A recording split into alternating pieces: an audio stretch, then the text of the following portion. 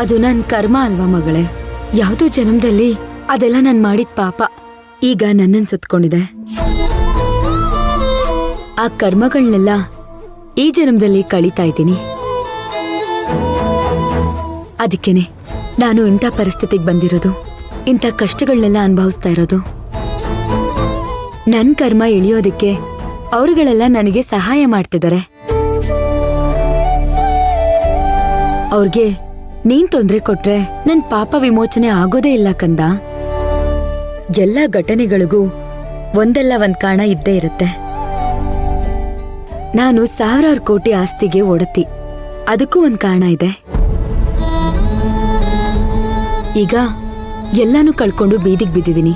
ಮನೆ ಕೆಲಸ ಮಾಡ್ತಿರೋದಕ್ಕೂ ಕಾರಣ ಇದೆ. ದೇವ್ರು ನಮ್ಮನ್ನ ಕ್ಷಮಿಸ್ಬೋದು ಪುಟ್ಟ, ಆದ್ರೆ ನಾವು ಮಾಡಿರೋ ಕರ್ಮಗಳು ನಮ್ಮನ್ನ ಕ್ಷಮಿಸಲ್ಲ. ಅದು ಅಲ್ದೆ ಈಗ ನಾನು ಮಾಡ್ತಿರೋದು ನನ್ನ ವೃತ್ತಿ ಧರ್ಮ. ನಾನ್ ಕೆಲಸ ಮಾಡೋದಕ್ಕೆ ಒಪ್ಕೊಂಡಿದ್ದೀನಿ. ಅಲ್ಲೇನೇ ನಡೆದ್ರು ಸಹಿಸ್ಕೋಬೇಕಾಗತ್ತೆ. ನೀನು ಕೆಲ್ಸ ಮಾಡಕ್ ಒಪ್ಕೊಂಡಿದ್ಯಾ? ಅಲ್ಲವ್ರು ಕೊಡೋ ಟಾರ್ಚರ್ನ ಅನುಭವಿಸಕ್ಕಲ್ಲ. ಡ್ರೈವರ್ ಆಗಿದ್ದಾಗ ಸಣ್ಣ ಪುಟ್ಟ ಆಕ್ಸಿಡೆಂಟ್ಗಳಿಗೆ ಹೆದರ್ಕೊಳಕ್ಕಾಗತ್ತಾ? ಆಗಲ್ಲ ಅಲ್ವಾ? ಹಾವಿಂದ ಕಚ್ಚಿಸ್ಕೊಳ್ಳೋದಕ್ಕೆ ತಯಾರಾಗಿರೋರು ಮಾತ್ರ ಹಾವನ್ನ ಹಿಡಿಯೋದಕ್ಕೆ ಹೋಗ್ತಾರೆ. ರಕ್ತ ನೋಡಿ ಹೆದ್ರೋರು ಯುದ್ಧ ಮಾಡಕ್ಕಾಗಲ್ಲ. ನಿನಗೆ ನಿಜವಾಗ್ಲೂ ನನ್ ಮೇಲೆ ಪ್ರೀತಿ ಇದ್ರೆ ನನ್ ಕೆಲ್ಸದ ವಿಷಯಕ್ಕೆ ಅಡ್ಡ ಬರ್ಬೇಡ ಕಂದ.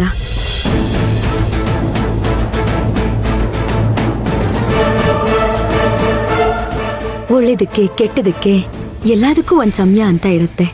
ಕೆಟ್ಟದ್ದು ಶಾಶ್ವತ ಅಲ್ಲ, ಒಳ್ಳೇದ್ ಮಾತ್ರ ಶಾಶ್ವತ.